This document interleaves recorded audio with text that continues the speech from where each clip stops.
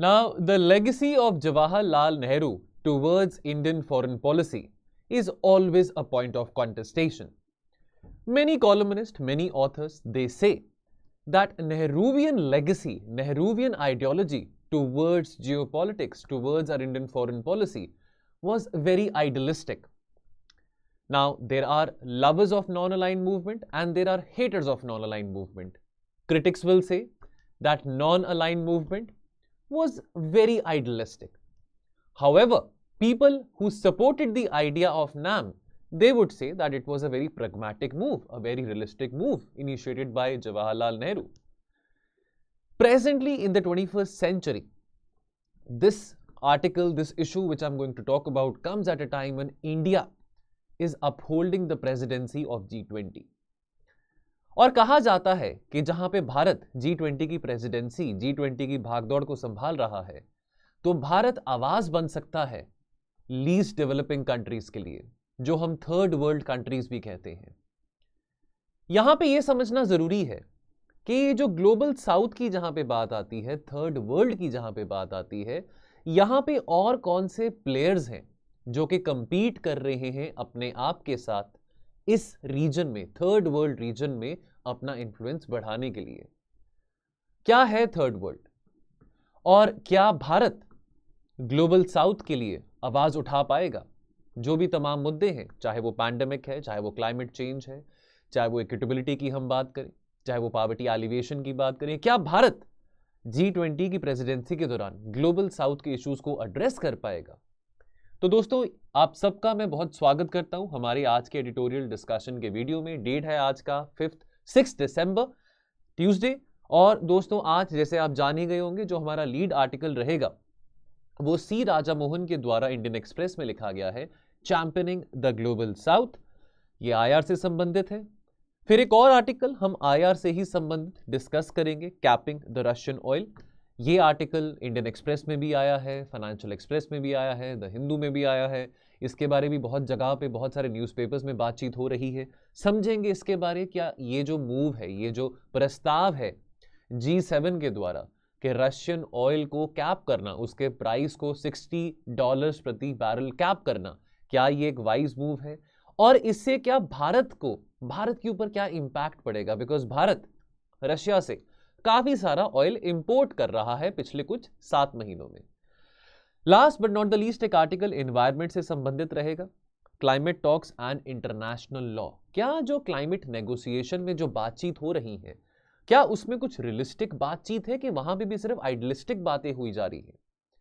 तो इससे संबंधित हम सारी बातें करेंगे। तो ये आर्टिकल भी द हिंदू में आया है। Question of the day will be towards the end of the video. Championing the global south, let's begin the discussion. तो कुछ लोग, वैसे तो देखिए जो प्रेजेंट डिस्पेंसेशन है भारतीय जनता पार्टी की, वो काफी एंटी कांग्रेस है, एंटी नेहरू है। लेकिन चलो, अब यहां पे पॉलिटिक्स की बात नहीं मैं करने वाला हूं, लेकिन बात यहां पे समझने वाली ये है कि कुछ लोग अब ये कह रहे हैं कि क्योंकि अभी आज भारत के पास G20 की प्रेसिडेंसी है, भारत की नॉन परमानेंट मेंबरशिप जो कि यूएनएससी में थी, वो भी अभी 31 दिसंबर को ही खत्म होने वाली है, भारत के पास SCO की प्रेसिडेंसी है, तो ये मौका है भारत के पास ग्लोबल साउथ यानी कि थर्ड वर्ल्ड कंट्रीज के लिए आवाज उठाने का। तो क्या हम फिर से एक एरा देखेंगे नॉन अलाइनमेंट का? बिकॉज याद करिए 1960s में जब नॉन अलाइनमेंट की बातें शुरू हुई थी, तो वहां पे थर्ड वर्ल्ड सॉलिडारिटी की बातचीत हुई थी। तो वहां पे नेहरू जी ने कहा था देखो, हमने इस झगड़े में नहीं पड़ना, हमने ये कोल्ड वॉर के डिस्प्यूट में नहीं पड़ना, हमने जो गरीब देश हैं, जो थर्ड वर्ल्ड कंट्रीज हैं, हमने पॉवर्टी एलिवेशन से लड़ना है, हमने डेवलपमेंट के टुवर्ड्स चलना है, हमको यहाँ पे पॉलिटिक्स में नहीं फंसना, जियो पॉलिटिक्स में कि किस कैंप में हो, कि कैपिटलिस्ट कैंप में हो, कि कम्युनिस्ट कैंप में हो। तो अब ये मौका क्या फिर से हमारे पास आया है कि क्या हम थर्ड वर्ल्ड सॉलिडारिटी दिखा सके? और अगर हम ये दिखाते हैं तो माना जाता था कि जो नॉन अलाइन मूवमेंट है वो एंटी वेस्ट ओरिएंटेशन है। तो क्या अगर आज हम ग्लोबल साउथ के लिए आवाज उठाते हैं तो क्या आज हम एंटी अमेरिका हो जाएंगे? क्या हम एंटी यूरोप हो जाएंगे? बिकॉज अमेरिका, यूरोप, ऑस्ट्रेलिया ये काफी अच्छे दोस्त हैं हमारे आज के टाइम पे, बहुत ट्रेड हम कर रहे हैं। और अगर भारत की ईस्टर्न पार्टनर्स की बात करें, ईस्टर्न पार्टनर्स यानी कि जो सेकंड वर्ल्ड कंट्रीज आ जाती हैं, हम अगर बात करें चाइना की, हम बात करें रशिया की, तो याद करते हैं 10 साल पहले ब्रिक्स की स्थापना करी गई थी। तो बहुत प्रोमिसेस थी, बहुत सारे दावे करे गए थे कि BRICS Brazil, Russia, India, China, South Africa, ये आवाज बनेंगे थर्ड वर्ल्ड कंट्रीज के। लेकिन आज ब्रिक्स का फ्यूचर बहुत धुंधला दिखाई दे रहा है because of the conflicts between China and India. But सवाल यहां पे ये आता है कि क्या ये जो ईस्टर्न पार्टनर्स हैं भारत के, क्या इनको भी इस बात की इनसिक्योरिटी होगी कि भाई भारत अब ग्लोबल साउथ यानी कि थर्ड वर्ल्ड कंट्रीज के लिए आवाज उठाने वाला है? क्योंकि आज के टाइम पे थर्ड वर्ल्ड कंट्रीज में चाइना और रशिया का इंफ्लुएंस भी कंसिडरेबली बहुत ज्यादा बढ़ चुका है। अब प्रॉब्लम क्या आती है, पहले आइडिया ऑफ थर्ड वर्ल्ड की बात करें तो पहले तो आपको मैं मैप दिखा देता हूं। शुरू में भी मैप था, देखिए यहां पे आप मैप देख रहे हैं, ये मैंने एनसीईआरटी में से इसका स्क्रीनशॉट लिया है। कंटेम्प्रेरी वर्ल्ड पॉलिटिक्स एक बहुत अच्छी बुक है, इंटरनेशनल रिलेशंस अगर आपने फाउंडेशनल लेवल पे समझने हो, क्लास 12th की एनसीईआरटी बुक है, तो वहां से ही मैंने मैप लिया है। अब आप देख सकते हैं कि जो ग्रीन में कंट्रीज जो शेडेड हैं ये थर्ड वर्ल्ड कंट्रीज हैं, जैसे कि साउथ अमेरिका हो गया, सेंट्रल अमेरिका हो गया, मेक्सिको वाले रीजन की हम बात करें, अफ्रीका हो गया, West Asia, South Asia, South East Asia, this is called as the third world countries. Much of this third world, much of all of these countries rather, they were colonized by Europe. और आप देख सकते हैं first world countries यानी कि जो yellow में shaded है, North America, Greenland, western part of Europe, and then similarly second world यानी कि वो कंट्रीज जहां पे कम्युनिस्ट जो विचारधारा का इन्फ्लुएंस ज्यादा था कोल्ड वॉर के दौरान पे, जैसे आपको याद है in much of the 20th century the world was divided into two camps. So the first world yani ki the capitalist camp led by America, and the second world yani ki the communist camp led by USSR, so which is much of eastern part of Europe, your Central Asia, Russia, China, all this region is the second world. But हमारा ये stand था 1960s में कि third world, second world, first world, ये क्या drama है? Third world first world से differ क्यों करें? जस्ट बिकॉज फर्स्ट वर्ल्ड जो है कैपिटलिज्म फॉलो करते हैं और हम यहां पे सोशलिज्म फॉलो करते हैं तो हम उससे डिफर करें? नहीं, हम तो ये चाहते थे, नेहरू जी ये चाहते थे कि ये जो डिस्टिंक्शन है फर्स्ट वर्ल्ड, सेकेंड वर्ल्ड और थर्ड वर्ल्ड के बीच में, ये बिल्कुल डिस्टिंक्शन खत्म हो जाए। ये बात भी हम इग्नोर नहीं कर सकते हैं। लेट अस नॉट फॉरगेट कि non align movement and the third world, it appeared that India showing solidarity for the third world or India championing the cause of the global south or the non-aligned movement, it appeared that that is anti-north, or shall we say anti the western world. Now question यहां पे ये खड़ा उठता है, आज हम बात करते हैं कॉस्मोपॉलिटनिज्म की, वासुदेव कुटुंबकम की बात करते हैं, दैट ये दुनिया क्या है, the world is all but one family. Bharat ये बात कहता है कि ये बातें हमने अपनी सभ्यता में सीखी हैं। अगर हम यूनिवर्सलिज्म को या अगर हम इस आइडिया के टुवर्ड्स कमिटेड हैं that the world is nothing but one family, तो क्या हमारा ग्लोबल साउथ के लिए आवाज उठाना क्या इस कॉस्मोपॉलिटनिज्म आइडिया के विरुद्ध जा रहा है? क्या वो हमारी जो फिलॉसफी है यूनिवर्सलिज्म के क्या उसके विरुद्ध जा रही है, क्या उसके ऑपोजिशन में जा रही है? देखिए जमाना बदल रहा है, change is the essence of life, the only thing constant as they say in life is what change.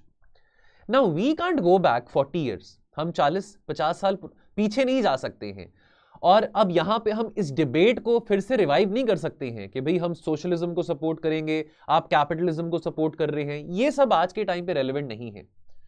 अगर हिस्टोरिकल पर्सपेक्टिव की बात करें तो जो आइडियोलॉजिकल एक्सूबरेंस था of the third world, radicalism, ये जितनी ही तेजी से उठा 1960s में, उतनी ही तेजी से ये बुझ गया था।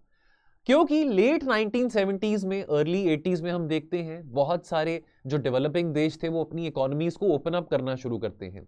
इनफैक्ट चाइना भी अपनी इकोनॉमी को towards the early 80s, mid 80s open up करना शुरू करता है। और धीरे धीरे जैसे हम 90s के टुवर्ड्स चलते हैं, जब डिसइंटीग्रेशन ऑफ यूएसएसआर हो जाता है, जब disintegration of the so called second world हो जाता है, तो बहुत सारे देश, डेवलपिंग देश और लीस्ट डेवलपिंग देश इंब्रेस करते हैं लिबरलिज्म को, ग्लोबलाइजेशन को, प्राइवेटाइजेशन को। और इन तीनों चीजों को अमेरिका की देन माना जाता है, जिसको हम वॉशिंगटन कंसेंसस कहते हैं। शॉक थेरेपी इसको हम कहते हैं, the shock therapy which was provided by the IMF and the world bank, which are institutions run by America. तो कहीं ना कहीं वो जो आइडिया था ऑफ द थर्ड वर्ल्ड या India championing the cause of third world towards the end of 20th century, वो idea blur out कर जाता है। Because of end of the Cold War, now we had our own challenges.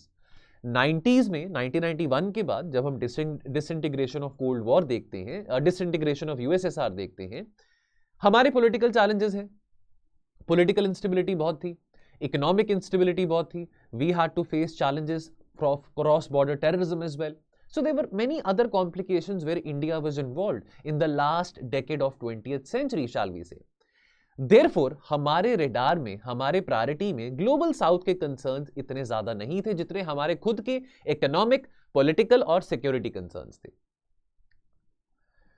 Now, nevertheless, despite the fact that disintegration of USSR happened, we saw the end of the Cold War, despite that, non-aligned movement, in fact, it remained a very integral part of our foreign policy even till the first decade of the 21st century. So we continued our commitment towards non-aligned movement. लेकिन कहीं ना कहीं इतनी ज्यादा हमारी priority तभी भी promoting third world solidarity नहीं थी. अक्सर इस तरह के फोरम्स में, नॉन अलाइंड मूवमेंट की जब मीटिंग होती थी, अक्सर इस तरह के फोरम्स में देखा जाता था कि भारत के प्रधानमंत्री क्या पाकिस्तान के प्रधानमंत्री के साथ या पाकिस्तान के प्रेसिडेंट के साथ हाथ मिलाएंगे, क्या वो दोनों एक दूसरे के आमने सामने मिलेंगे कि नहीं मिलेंगे. Because again the last decade of 20th century, the first decade of 21st century, India के लिए बहुत बड़ी प्रायोरिटी थी हमारी internal and external security, and Pakistan was giving us a big headache.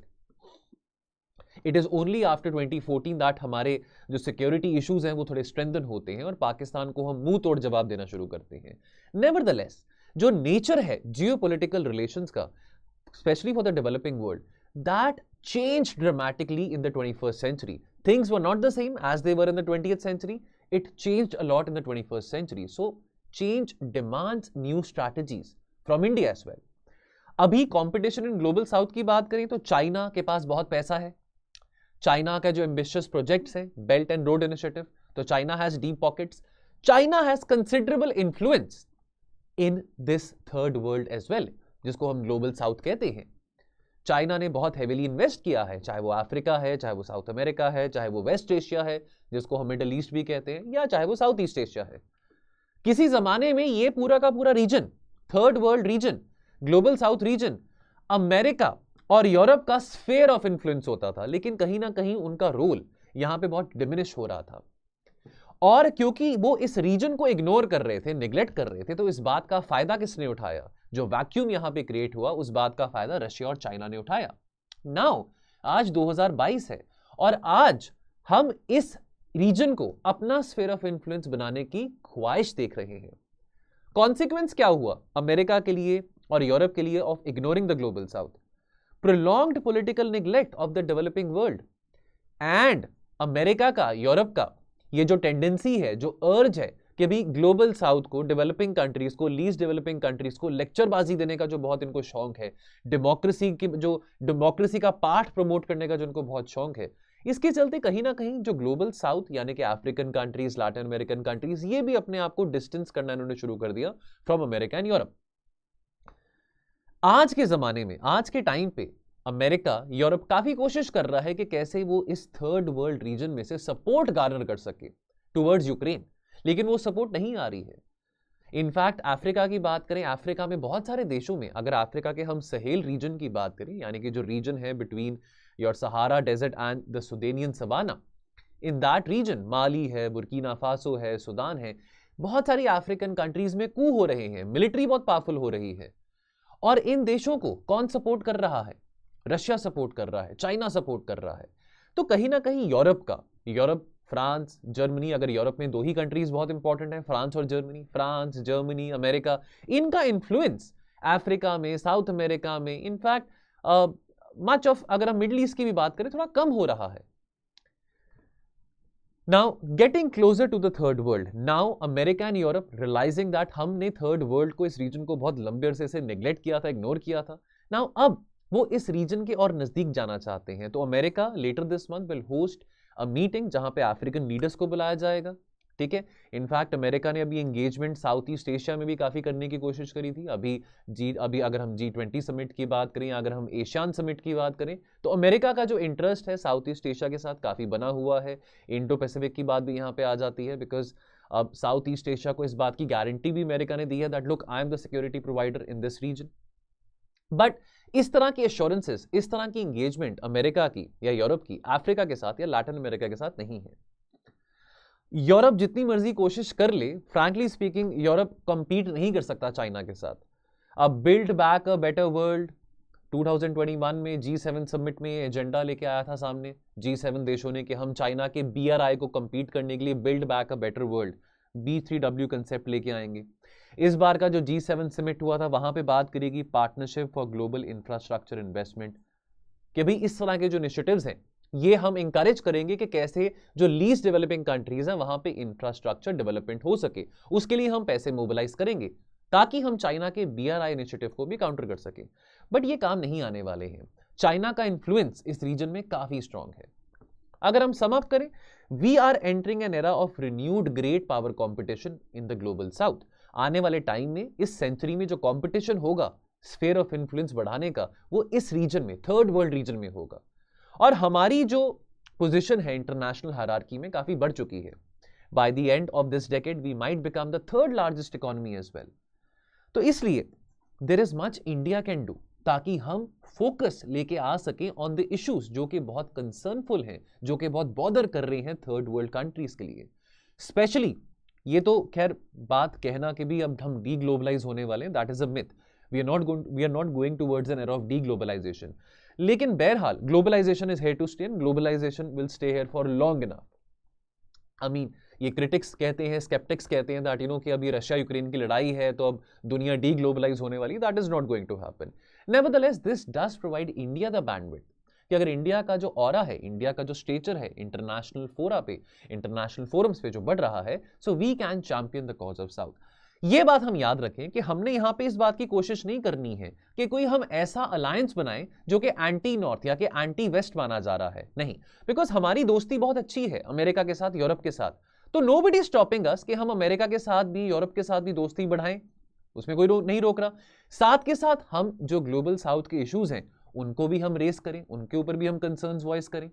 So we can do both the things simultaneously. ये हमारी foreign policy में smartness और थोड़ा चेंज लेके आने की बात यहां पे बहुत जरूरी है। ये भी बात हम समझें कि ग्लोबल साउथ अपने आप में एक कोहेरेंट एंटिटी नहीं है। इसमें भी ग्लोबल साउथ, चाहे वो अफ्रीका हो, चाहे वो साउथ अमेरिका हो, उसके अंदर भी, इस रीजन के अंदर भी काफी कॉन्ट्रडिक्शंस हैं। डेमोक्रेसी अभी भी इतनी अच्छी तरीके से अफ्रीकन कॉन्टिनेंट में अशर इन नहीं हो पाई है। अभी भी अफ्रीका में काफी देशों में मिलिट्री बहुत पावरफुल है। इस्लामिक रेडिकलिज्म की प्रॉब्लम अफ्रीका में भी काफी है। तो the global south has its own challenges, has its own contradictions. What is wise for us कि हमको स्पेसिफिक, हम एक one size fit all foreign policy, we can't have a similar foreign policy towards the global south. We need to have tailor made policies towards each region, whether that's towards Africa, whether that's towards Latin America. Now in September this month, September of 2022, beg your pardon, we saw our external affairs ministers on a visit to Latin America, whereby he had visited Brazil, Argentina and Mexico. तो बहुत जरूरी है कि हम इस reason को, चाहे वो लैटिन अमेरिका है, चाहे वो अफ्रीका है, इस रीजन को इग्नोर ना करें। यहाँ पे हम कंटिन्यूस बेसिस पे, पीरियोडिक बेसिस पे विजिट जरूर रखें। और हमको अपनी इंगेजमेंट को, अपनी फॉरेन पॉलिसी को यहां पे बहुत एक्टिवली मोबिलाइज करना पड़ेगा, कीपिंग इन माइंड जो मेसी रीजनल पॉलिटिक्स इस रीजन में इन्वॉल्व है। Now capping Russian oil. So अब यहां पे अगर हम बात करें तो अभी कल ये बात आई थी सामने, जो G7 देश है उन्होंने अग्री करा कि भी हम जो प्राइस है रशिया के जो ऑयल एक्सपोर्ट्स हैं उसको लिमिट करना चाहेंगे $60 प्रति बैरल में। और ये जो कैप, ये जो प्राइस कैप था, ये दिस टुक इफेक्ट येस्टरडे, यानी कि 5 दिसंबर। यूरोपियन यूनियन ने तो यह भी कहा है कि भाई हम रशियन ऑयल को बॉयकॉट करना चाहते हैं।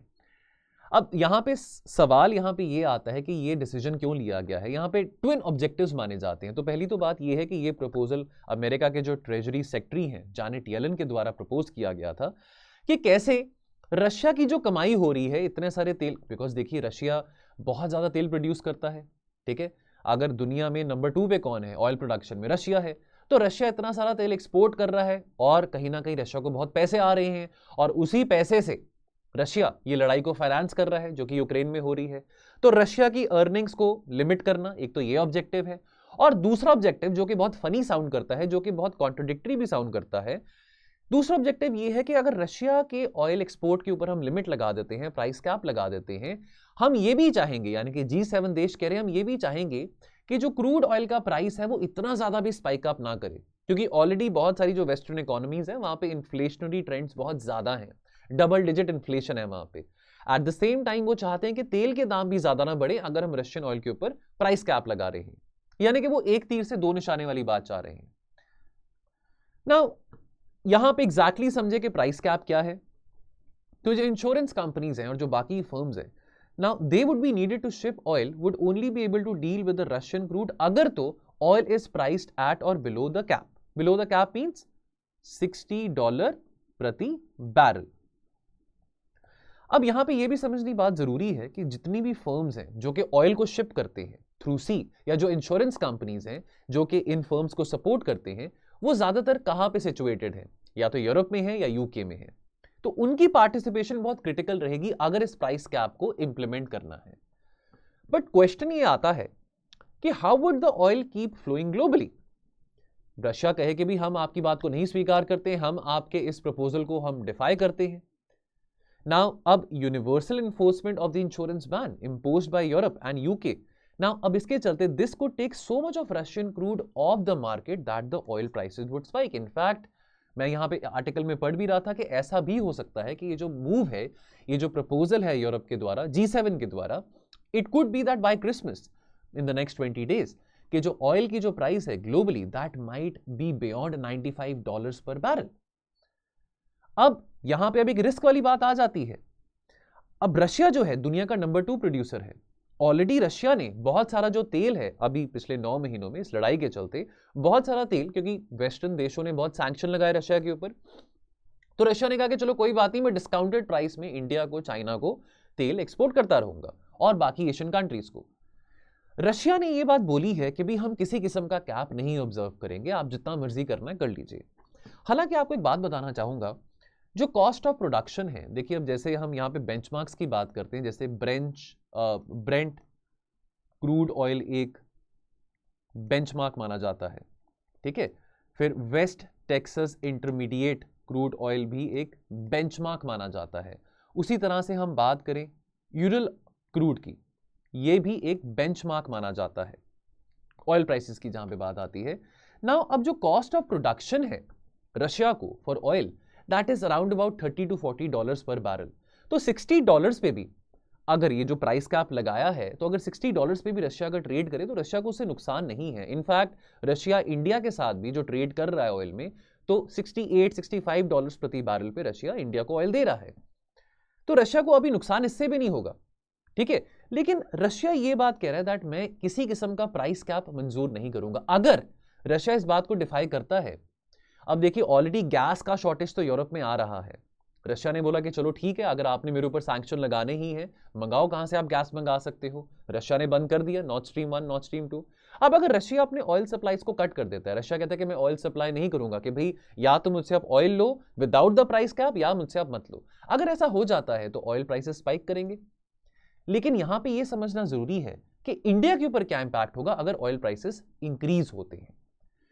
अब हम ऑयल इंपोर्ट करते हैं, तो चाहे वो रशिया यूक्रेन की लड़ाई हो, चाहे वो ना हो, चाहे प्राइस कैप लगा हो या ना लगा हो, लगभग 80 to 85% हमारी जो नीड्स हैं, जो रिक्वायरमेंट्स है, वो इंपोर्ट के जरिए ही मीट होती है। अभी हम काफी हद तक, काफी समय से रशिया से डिस्काउंट पे ऑयल बाय कर रहे हैं, इंपोर्ट कर रहे हैं। इनफैक्ट यहां पे आंकड़े क्या बताते हैं, जो हमारे ऑयल इंपोर्ट्स हैं, they have ballooned from round about 2,03,000 barrels per day in March to round close to 10 lakh barrels per day, यानी कि 1 million barrels per day on October। तो हमको तो फायदा है कि हमको $68-65 प्रति बैरल पे रशिया से ऑयल मिल रहा है, बिकॉज हमारी जो नीड्स हैं, जो एनर्जी रिक्वायरमेंट्स है, वो काफी मैसिव है। चाइना में on the other hand Russia को इस बात का भी कंसर्न था कि चाइना में because of the zero Covid policy, because of the stringent lockdowns, China में ऑयल की डिमांड काफी कम है। इसके कारण रशिया को भी इस बात की चिंता थी कि भी इतना सारा जो ऑयल है अगर चाइना बाय नहीं करेगा तो कौन बाय करेगा। लकीली इंडिया और जो बाकी साउथ ईस्ट एशियन कंट्रीज हैं वो ले रहे हैं, रशिया से ऑयल ले रहे हैं। अब ये जो प्राइस कैप है, आर्टिकल में ये बात आई है सामने कि इसका कोई इंपैक्ट नहीं पड़ेगा इंडिया के ऊपर, क्योंकि इंडिया की जो रिलायबिलिटी है, इंडिया का जो रिलायंस है रशियन क्रूड ऑयल के ऊपर, वो उतना ही रहने वाला जितना इस प्राइस कैप से पहले था। जो यूरल्स क्रूड की हम बात करें, दैट इज ट्रेडिंग एट $65 पर बैरल। तो अगर इसको $60 प्रति बैरल का अगर प्राइस कैप लगा भी है, अगर इस पे ट्रेड होता भी है, तो हमको इतना नुकसान वाली बात नहीं है। लेकिन यह बात समझनी जरूरी है, यहां पे जो कंसर्न वाली बात आती है, हमारे पास एडिक्वेट नंबर ऑफ टैंकर्स नहीं है। अब ऑयल जो इंपोर्ट कर रहे हैं वो जेब में तो लेके नहीं आ रहे, हम लिफाफे में तो लेके नहीं आ रहे हैं, टैंकर्स की रिक्वायरमेंट रहती है। हमारे पास जो शिपिंग अभी तक जो हम ऑयल इंपोर्ट करते हैं, जो टैंकर्स प्रोवाइडेड होते हैं, या तो वो शिपिंग कॉर्पोरेशन ऑफ इंडिया के द्वारा होते हैं या वो जो प्राइवेट कंपनीज होती हैं, लेकिन वो केवल 10% ऑफ इंडियाज रिक्वायरमेंट्स को मीट कर पाते हैं। तो हमारी जो डिपेंडेंसी है ऑन दी ऑयल टैंकर्स, तो ये जो ऑयल टैंकर्स जिससे हम ऑयल इंपोर्ट कर रहे हैं थ्रू रशिया, वो ऑयल टैंकर्स कहां पे हैं? वो यूरोप के हैं, वो बाकी ये G7 देशों में है। अब ये एक बहुत आइडियलिस्टिक बात आ जाती है अंत में। ऑफ कोर्स अगर ऐसा होता है आने वाले टाइम में तो बहुत अच्छी बात है। वो आइडिया यहां पे जो प्रपोज करा गया कि अगर हम डोमेस्टिक प्रोडक्शन को बूस्ट अप कर सके, इसका तो कोई ऑल्टरनेटिव नहीं है। सेल्फ रिलायंस की बात आती है, सेल्फ रिलायबिलिटी की बात आती है कि हम इंपोर्ट कम करेंगे अगर यहां पे डोमेस्टिक प्रोडक्शन ज्यादा होता है। पर ये कहना आसान है, अगर ऐसा होता तो हम कितने साल पहले डोमेस्टिक प्रोडक्शन को बढ़ा लिया होता हमने। लेकिन नेवरदलेस सजेशन ये है कि आने वाले समय में इस तरह के जियोपॉलिटिकल क्राइसिस से बचने के लिए, ऑयल एक वोलेटाइल कमोडिटी है, अगर हम डोमेस्टिक ऑयल प्रोड्यूसर्स को या ग्लोबल ऑयल जायंट्स को इंसेंटिवाइज कर सकें कि कैसे वो इंडिया में प्रोडक्शन बढ़ा सकते हैं, तो वो भी एक अच्छा आइडिया है। लास्ट आर्टिकल यहां पे, climate talks as short changing international law. Problems क्या है क्लाइमेट नेगोशिएशन के साथ कि ये टारगेट सेट किए जाते हैं, क्वांटिफाई किया जाता है टारगेट्स को, बातें बहुत बड़ी बड़ी करी जाती हैं, प्रैक्टिकल एस्पेक्ट क्लाइमेट नेगोशिएशंस में मिसिंग होता है। उसके कुछ कारण, उसके कुछ 4 कारण यहां पे कॉलमनिस्ट बताते हैं। मुकुल सानवाल जी ने आर्टिकल लिखा है, यहां पे हम पढ़ भी सकते हैं। मुकुल सानवाल जो है एक फॉर्मर यूएन डिप्लोमैट है और उन्होंने क्लाइमेट चेंज सेक्रेटेरिएट के साथ भी काफी सिग्निफिकेंटली काम किया है। जो पहला आर्टिकल था जो हमने डिस्कस किया था ग्लोबल साउथ वाला, वो किसका था? सी राजा मोहन का था। कुछ बच्चे कहते हैं कि सर आप कॉलमनिस्ट का नाम भी जरूर लिया करिए जिसका आप आर्टिकल डिस्कस करें, तो जस्ट फॉर दैट से कमिंग बैक, तो कुछ 4 कंसर्न्स यहां पे बताते हैं कि जो क्लाइमेट नेगोशिएशंस है उसमें प्रॉब्लम्स क्या हैं, क्यों वो प्रैक्टिकल नहीं है।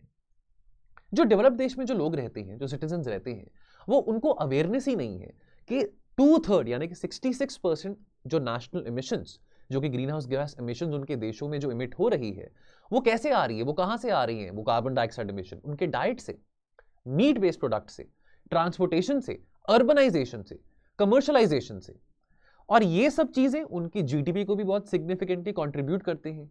यानी कि अगेन यहां पे ये बात करी गई है कि जो विकसित देश हैं, जो कि क्वांटिफाई करते हैं टारगेट्स को, जो कि इस तरह की बड़ी बड़ी बातचीत करते हैं कि क्लाइमेट चेंज के टुवर्ड्स हमने चलना है, we have to fight against climate change, हमने कोशिश करनी है कि भाई by the end of the century global warming को कंटेन कर सके, जो तापमान है दुनिया का वो इतना ना बढ़े।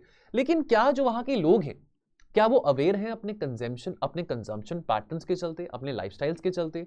अभी मोदी जी ने स्लोगन दिया है लाइफ का, जिसके चलते बात करी गई है कि कैसे हम अपने लाइफस्टाइल को सुधार सकते हैं, कैसे अपने कंजम्पशन पैटर्न को हम बेटर कर सकते हैं, कैसे हम थोड़ा कम मटीरियलिस्टिक हो सकते हैं ताकि हम कार्बन फुटप्रिंट जो है वातावरण में कम कर सकें। उसके बाद दूसरी बात यह आती है कि अर्बनाइजेशन की जहां पे बात है, अब आप तो अर्बनाइजेशन हो चुके हैं, आपने तो अर्बनाइजेशन कर लिया जो डेवलप्ड देश है। What about the developing countries? उन्होंने तो भी अर्बनाइज होना है। अर्बनाइजेशन के लिए बहुत सारा सीमेंट चाहिए, काफी कोल भी बर्न करना पड़ेगा, काफी ऐसी इमिशंस जो कि एसेंशियल हैं वो होंगी। तो द डेवलप्ड कंट्रीज और the people living in the developed countries वो इस बात को इग्नोर नहीं कर सकते हैं। क्या वो इस चीज को कंसिडर कर रहे हैं while talking about climate change और while having negotiations on climate change? क्या ये बात को वो इंक्लूड कर रहे हैं?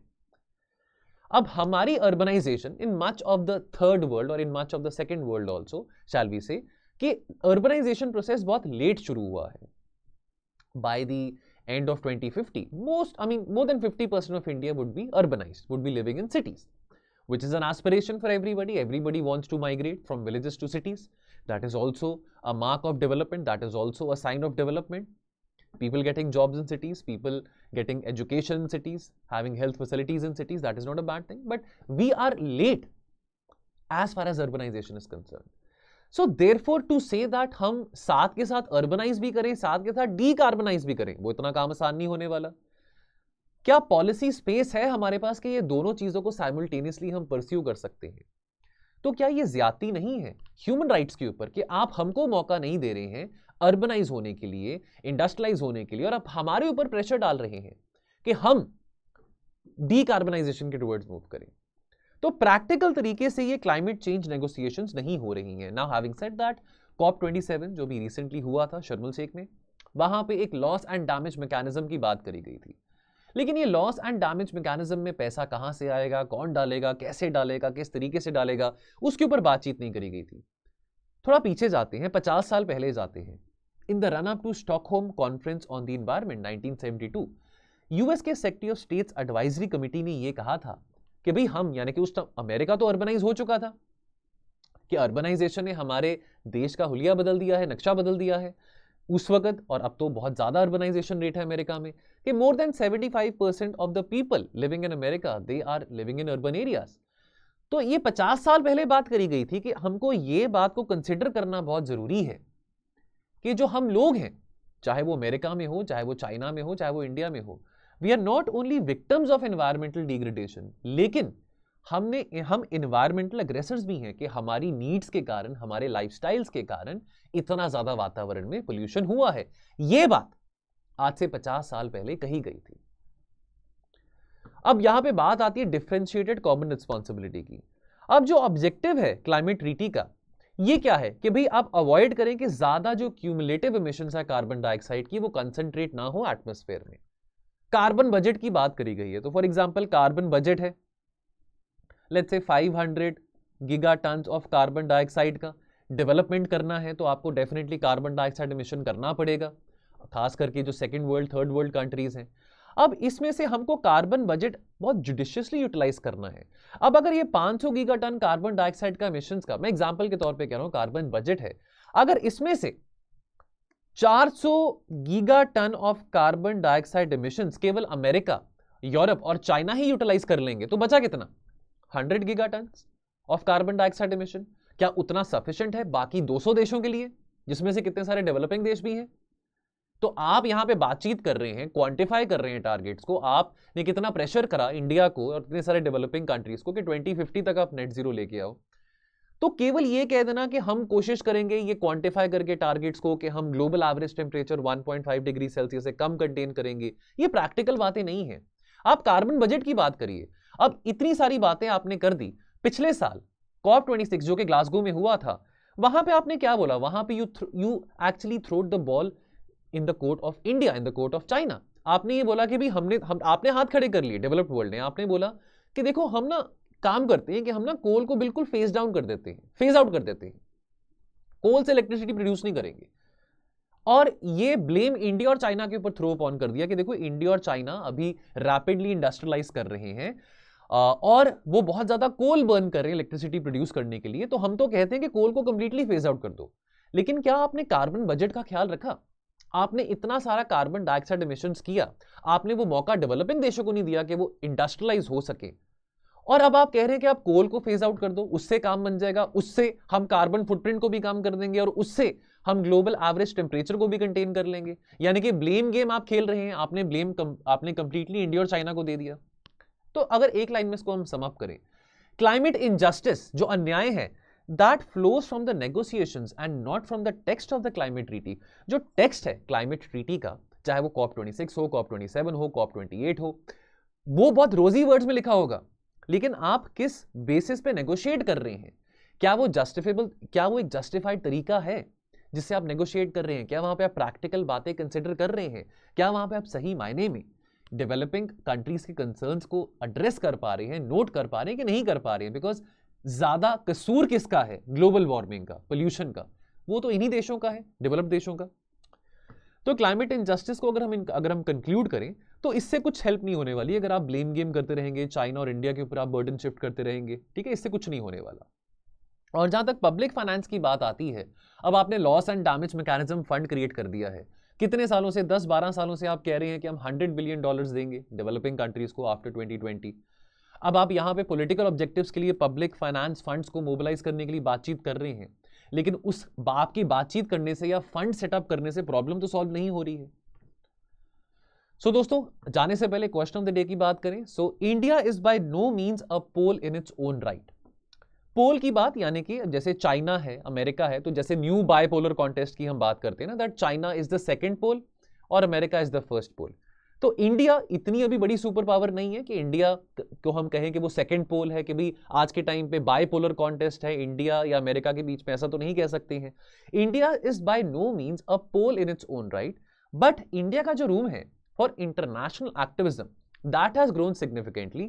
कमेंट करना है आपने 250 शब्दों में, और हमारा टेलीग्राम ग्रुप है, आप ये आंसर कर सकते हैं, आंसर सेंड कर सकते हैं, editorials with mains answer writing, जो कि हमारा ग्रुप है। अगर इस ग्रुप में आप आना चाहते हैं, हिस्सा बनना चाहते हैं, तो वीडियो देखते समय आप डिस्क्रिप्शन बॉक्स में जाएंगे, आपको वहां पे ये लिंक दिखाई देगा, इसको क्लिक करेंगे तो आपको हमारे टेलीग्राम चैनल के प्रति रीडायरेक्ट किया जाएगा।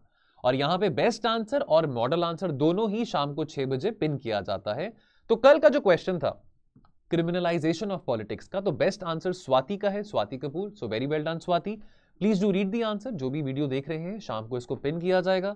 एंड बिफोर आई लीव, तो जो हमारी डेली एडवर्टाइजमेंट रहती है, असंभव से संभव करने वाला प्रीलिम्स का लाइव क्रैश कोर्स, जो कि 28 नवंबर से शुरू हो चुका है और ये रहेगा 30 अप्रैल 2023 तक, जहां पे मंडे टू सैटरडे 2 घंटे सुबह 11 से लेकर दोपहर को 1 बजे के बीच में, ये 2 से 2.5 घंटे भी हो सकते हैं, तो ये 2-2.5 घंटे की क्लास मंडे टू सैटरडे रहेगी, जहां पे आपके साथ सब्जेक्ट वाइज स्टैटिक और करंट अफेयर्स दोनों कवर किए जाएंगे। And along with that you will be given more than 4000 questions for practice. तो ये जो क्वेश्चंस हैं ये हमारी टेस्ट सीरीज में से ही है।